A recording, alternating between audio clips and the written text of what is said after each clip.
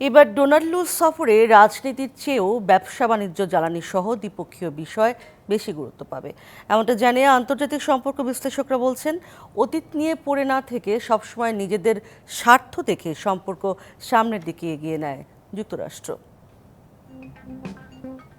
14 মে ঢাকায় আসছেন দক্ষিণ এশিয়া বিষয়ক মার্কিন সহকারী পররাষ্ট্রমন্ত্রী ডোনাল্ড লু।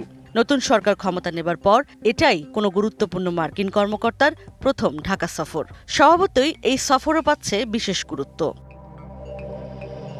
সরকারের আশা ডোনাল্ড লুর সফরে কেটে যাবে যুক্তরাষ্ট্রের সাথে বাংলাদেশের জাতীয় নির্বাচন পরবর্তী অস্বস্তি।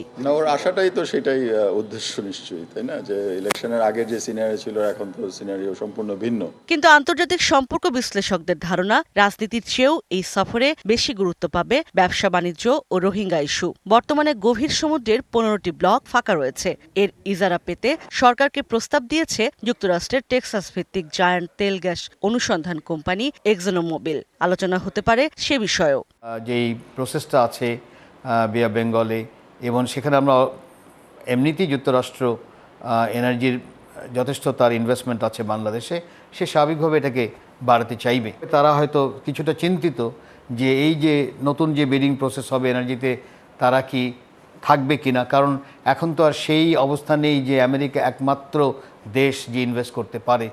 গাজায় ইসরায়েলি আগ্রাসনের প্রতিবাদ চলছে বিশ্বজুড়ে। এ নিয়ে বাংলাদেশ নিজেদের অবস্থান তুলে ধরতে পারে বলে মনে করেন সাবেক পররাষ্ট্রমন্ত্রী AK আব্দুল মোমেন। আমরা we should raise this issue to them, তোমরা নির্যাতিত মানুষের শেষ আশ্রয়স্থল, কিন্তু এবারে যা তোমরা কাজ করছো এইটা তোমরা ভুল পথে যাচ্ছ। আমেরিকা যদি এটা রেকটিফাই করে, আমেরিকার সেই যে আছে স্ট্রেংথটা আছে, নিজের ভুল স্বীকার করার সক্ষমতা আছে। If President Biden does it, I think he will be hero. তবে বাংলাদেশের শ্রমিকের অধিকার নিয়ে যুক্তরাষ্ট্রের উদ্বেগ ডোনাল্ড লু আবারও আলোচনায় আনবেন বলেই মনে করেন তারা। ইশরাত জাহান উর্মি, ডিবিসি নিউজ, ঢাকা।